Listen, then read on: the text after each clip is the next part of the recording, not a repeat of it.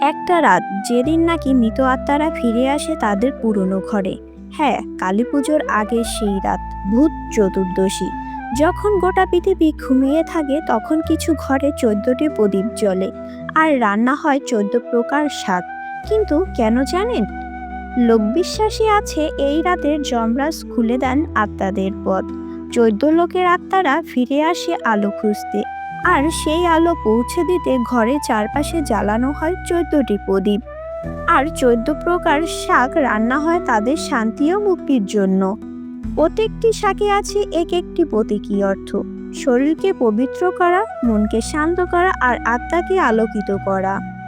বিশ্বাস করা হয় যে ঘরে এই 14 শাক রান্না হয় সেই ঘর সারা বছর ভূত প্রেত ও অশুভ শক্তি থেকে মুক্তি থাকে। তাই এই ভূত চতুর্দশীতে 14 প্রদীপ জ্বালিয়ে আর 14 প্রকার শাক খেয়ে তোমার ঘরে জ্বালিয়ে দাও আলোর পথ, যাতে মা কালী স্বয়ং প্রবেশ করেন তোমার জীবনে। জয় মা কালী।